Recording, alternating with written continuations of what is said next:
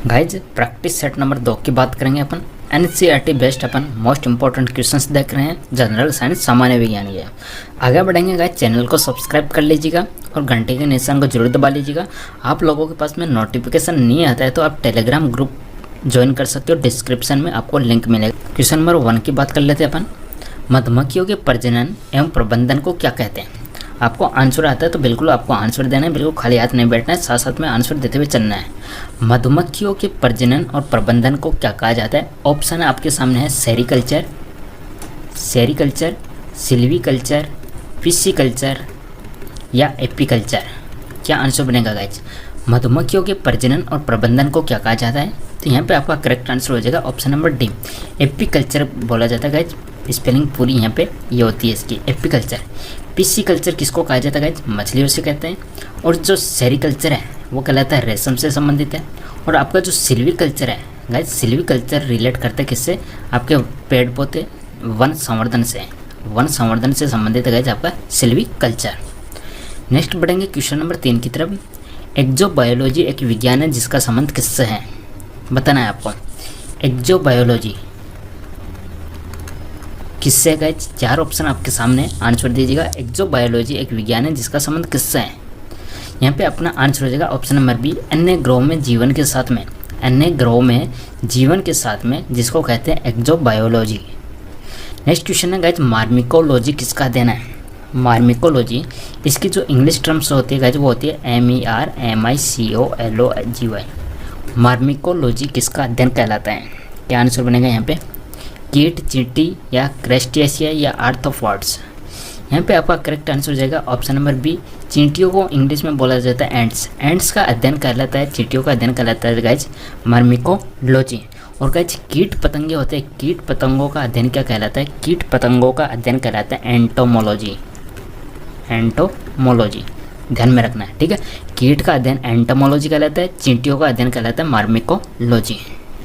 Next question number अब 5 है, कीट विज्ञान अध्ययन है। कीट विज्ञान किसका अध्ययन गाइज?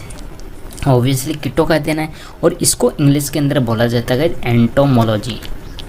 एंटोमोलॉजी, ठीक है। पक्षियों का अध्ययन क्या कहलाता है गाइज? पक्षियों का अध्ययन कहलाता है, इंग्लिश में बोलते हैं इनको बर्ड और इनको बोला जाता है ऑर्निथोलॉजी। ओके गाइज, कीटों का अध्ययन अभी आपको बताया एंटोमोलॉजी, ठीक है गाइज। जीवाश्म का अध्ययन क्या कहलाता है? इनका कहलाता है गाइज पेलेंटो, PALENTOLOGY, पेलेंटोलॉजी। फफूंद बोल दीजिएगा या कवक बोल दीजिएगा, इंपॉर्टेंट है, इसका एग्जाम में बहुत बार पूछा जाता है, जिसको बोलते हैं माइकोलॉजी। क्वेश्चन नंबर 6 की बात कर लेते हैं। यहाँ पे अपना करेक्ट आंसर हो जाएगा ऑप्शन नंबर बी, नवजात शिशु की 3 माह तक की आयु के अध्ययन को क्या कहा जाता है? देखिए गाइज, पेडियाट्रिक्स आपने नाम सुना होगा, जो बच्चों से संबंधित है, ठीक है। और 3 माह तक का कोई बच्चा है उसके अध्ययन को क्या कहलाते हैं? नवजात शिशु की 3 माह तक की आयु के अध्ययन को क्या कहते हैं? ऑप्शन कोरोलॉजी, कोंकालॉजी, नेमेटोलॉजी या नियोनेटोलॉजी। क्या आंसर बनेगा गाइज? क्वेश्चन नंबर 6 आंसर हो जाएगा ऑप्शन नंबर डी। गाइज हर क्वेश्चन अपने अलग क्वेश्चन है, एनसीईआरटी बेस्ड है, एग्जाम में पूछे जाने की संभावना बनती है, नए क्वेश्चन है।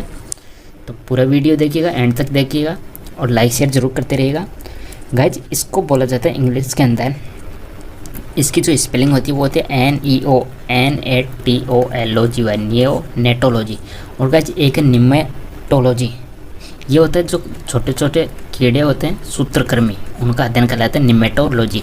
और इसको बोला जाता है गाइज NEMATOLOGY। तो दोनों में डिफरेंस देखिएगा, निमेटोलॉजी कहलाते हैं जो सूत्रकृमि होते हैं उनका अध्ययन कहलाता है, और नियोनेटोलॉजी कहलाता है 3 वर्ष तक के नवजात शिशु का अध्ययन। प्राणी और पादप का उनके परिवेश से संबंध के अध्ययन को क्या कहा जाता है? प्राणी जीव जंतु हो गए और पेड़ पौधे हो गए। देखिए गाइज, कोई भी एनवायरनमेंट, कोई भी बाउंड्री है, उस बाउंड्री के अंदर जीव जंतु रहते हैं, पादप रहते हैं, तो उनका जो पारस्परिक अध्ययन है वो क्या कहलाता है? इनका जो रिलेशन है उनका क्या कहते हैं? उनको कहते हैं पारिस्थितिकी विज्ञान, या अपन कहे तो इकोलॉजी बोला जाता है। नेक्स्ट क्वेश्चन की बात कर ले, एरोनियोलॉजी किसका अध्ययन है? आंसर दीजिएगा क्वेश्चन नंबर 8, एरोनियोलॉजी किसका अध्ययन है गाइज? इंग्लिश टर्म्स होती है इसकी एरोनियोलॉजी, किसका अध्ययन है? तो एरोनियोलॉजी क्या होता है गाइज? मकड़ियों को इंग्लिश के अंदर बोला जाता है स्पाइडर्स। मकड़ियों का जो अध्ययन है वो कहलाता है एरोनियोलॉजी। मधुमक्खी अध्ययन क्या कहलाता है, अभी हमने देखा एपीकल्चर। आगे बढ़ते हैं नेक्स्ट क्वेश्चन नंबर 9 की, वृक्ष संवर्धन किसका अध्ययन है। वृक्ष संवर्धन किसका अध्ययन है, वृक्ष और वनस्पति की खेती, पादप जीवन का विज्ञान, बागवानी या फसलें उगाने की कला। क्वेश्चन नंबर 9 आंसर दीजिएगा गाइज, वृक्ष संवर्धन किसका अध्ययन है। आंसर हो जाएगा ऑप्शन नंबर ए, वृक्ष और वनस्पतियों की खेती से संबंधित। वृक्ष संवर्धन और गाइज वन संवर्धन होता है जिसको इंग्लिश के अंदर बोला जाता है सिल्वीकल्चर। नेक्स्ट क्वेश्चन है, उत्परिवर्तन का सिद्धांत किसके द्वारा प्रतिपादित किया गया था। क्वेश्चन नंबर 10, उत्परिवर्तन का सिद्धांत किसके द्वारा प्रतिपादित किया गया था। उत्परिवर्तन का मतलब जैसे कि कोई चीज़ काट के फेंक दी तो वो वापस से आ जाना उगना। क्या आंसर बनेगा इसका, आंसर हो जाएगा Hugo de bridge. Option number D आपका करेक्ट आंसर हो जाएगा, ह्यूगो डी ब्रिज ने उत्परिवर्तन का सिद्धांत दिया था। ओंकोलॉजी किसका अध्ययन है guys. Question number 11, oncology ONCOLOGY किसका अध्ययन है गाइज। पक्षियों का अध्ययन होता है क्या, कैंसर का होता है क्या, क्या आंसर बनेगा। क्वेश्चन नंबर 11 आंसर हो जाएगा ऑप्शन नंबर बी, कैंसर का अध्ययन कहलाता है ऑन्कोलॉजी, पक्षियों का अध्ययन कहलाता है गाइज ऑर्निथोलॉजी, स्तनपायी मैमल्स का अध्ययन क्या कहलाता है मैमेलियोलॉजी।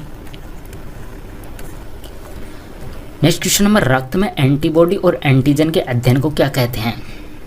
रक्त के अंदर, ब्लड के अंदर जो एंटीबॉडी होता है और एंटीजन होते हैं, इनका जो अध्ययन है वो क्या कहलाता है गाइज। ऑप्शन है हिस्टोलॉजी, गायनेकोलॉजी, सीरोलॉजी या बायोलॉजी। एंटीबॉडी और एंटीजन के अध्ययन को क्या कहा जाता है गाइज। आंसर हो जाएगा यहाँ पे option number C, serology. Option number C, serology. तितलियों का अध्ययन क्या कहलाता है, बताना आपको।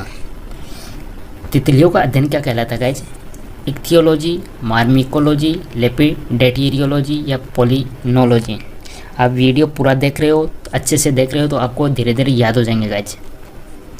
तितलियों का अध्ययन कहलाता है लेपिडेटेरियोलॉजी। लेपिडेटेरियोलॉजी आपका करेक्ट आंसर हो जाएगा, LAPIDETRIOLOGY। मार्मिकोलॉजी, स्टार्टिंग में मैंने आपको बताया था मार्मिकोलॉजी किसका अध्ययन होता है गाइज। एक तो चींटी का बताया था मैंने, कीट का बताया था, एक बताया था मैंने एंट है, चींटियाँ होती हैं, एंट्स चींटियों का अध्ययन है, चींटियों का अध्ययन बताया था मार्मिकोलॉजी। इक्थियोलॉजी किससे संबंधित है गाइज, ये मछलियों से संबंधित है, मछलियों का अध्ययन कहलाता है इक्थियोलॉजी, PHILOGY। इक्थियोलॉजी है, मछलियों से संबंधित है। मार्मिकोलॉजी किससे है, चींटियों से संबंधित है।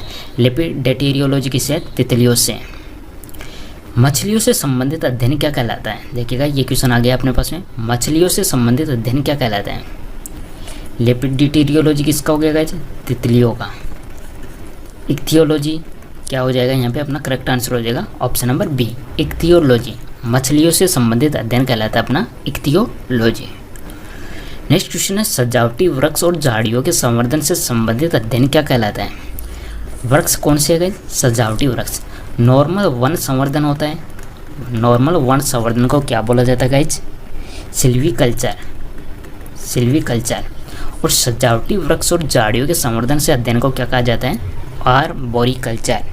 यहाँ पे आपका आंसर हो जाएगा arboriculture, ARBORICULTURE, arboriculture.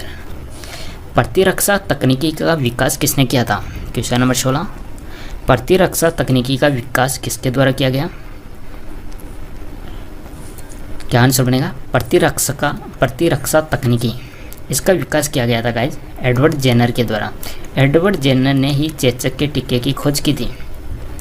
Louis Pasteur ने रेबीज के टीके की खोज की थी, साथ ही साथ में दूध का पास्चराइजेशन दिया था। क्वेश्चन नंबर 17, ऑर्निथोलॉजी में किसका अध्ययन किया जाता है। ऑर्निथोलॉजी बताना है। और पक्षी विज्ञानी किसको कहा जाता है भारत के अंदर, ये पक्षियों से संबंधित सलीम अली को माना जाता है। ऑर्निथोलॉजी आंसर हो जाएगा अपना पक्षियों का अध्ययन। मनुष्य में बुद्धि और चतुराई का केंद्र क्या है। क्वेश्चन नंबर 18, मनुष्य के अंदर बुद्धि और चतुराई का सेंटर पॉइंट क्या चीज़ है।